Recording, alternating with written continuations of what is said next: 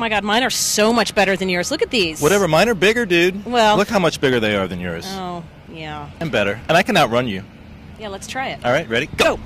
Welcome to Hotline TV, everyone. I'm Amy Walter. And I'm John Mercurio. Tonight is the big night. Barack Obama headed to Invesco Field at Mile High right behind us, along with 75,000 of his best friends, including myself and Amy Walter. Oh, yes, indeed. We will be joining him. Of course, he gave away a little of his goodies last night, when he gave us a little shock, a little surprise at the end of the Joe Biden acceptance speech. Which, by the way, we have not found out if this is totally true, but we don't think there has ever been a time. We don't think there's ever been a when time. a presidential candidate has actually gone on stage with and the VP. spoken. I think there has been a time when a candidate has gone on stage, but what they've done is wave and go back and sort of hold the words. Why do it? Why do it? I think it was sort of classic Obama. He thinks that he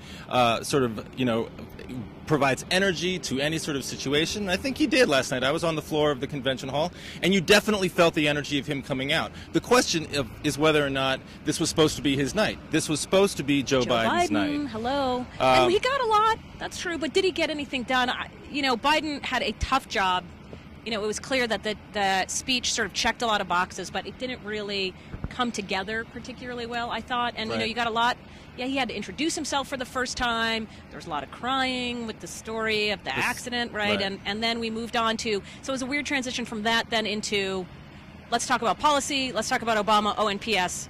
It did, but it showed you, I think, the challenge that Biden faces. He's going to have to wear a lot of hats during this race. He's the attack dog. He's the seasoned graybeard.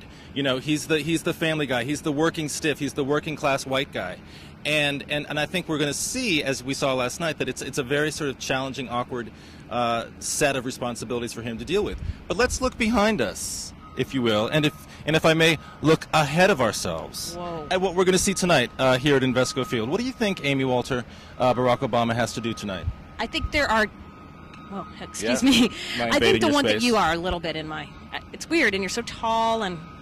Good looking. And the smell from the portalettes is just wafting in. So here's the story. Look, everybody talks about sealing the deal, closing the books. This is the beginning of the chapter, not the end, right? So this is the thing he's going to have to leave folks with is, number one, what the message is, what Democrats are about. Was this just one big therapy session where everybody got together, processed all their angst?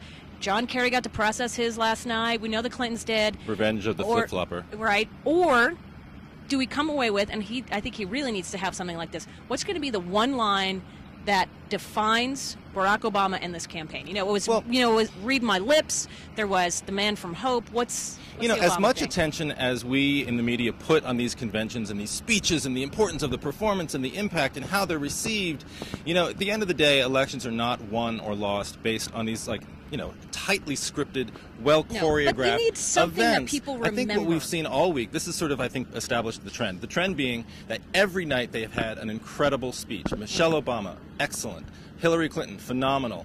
Bill Clinton last night, incredible. Brian Schweitzer, good. Brian Schweitzer, a new person on the map. Good. John Kerry, very good. Great speeches. Barack Obama tonight will, I'm going to bet $1 million, give an incredible speech. Is that going to change the race? Well, though we've seen the tracking this week, even though they've had relatively good, successful, effective messages every night, we've seen the tracking trending towards John McCain, or at least sticking with at least a 2 or 3 point lead for him. So, I don't ultimately think at the end of the day, no matter how well... There's not going to be a bounce. There's not going to be a bounce at all. And part of it, as you know, is because at some point today, maybe 3 a.m., maybe before he gives a speech, maybe right after, we're going to have a Republican vice president. We're going to have whiplash. We're going to have such a pivot in this message, in this story. Listen, people on the campaigns, we love you. We really do. We do. We're glad that you're there because we would have nothing to do. But can you not just give us like one hour, okay? Just 1 hour where I can just maybe put my poor little feet up. All right? Why? 1 hour. Why the punishing? Just one. All right. But anyway, right, enough of that. That's it. So we are saying goodbye from Denver. Next time we talk to you, we will be live from Minneapolis or St. Paul. I don't quite understand where this is. It's like the same city, but it's not. They're on other... Indeed. We will. I don't know. I've never been there, but I look forward to it very much. And I'd like to do, if I could just do this, if I could ask our team of producers who are managing this production to leave us and to leave our viewers today with a view not just of Invesco Field in the background, but of the portalets that have become a major mainstay, a staple, if you will, of our week in Denver, the Mile High City.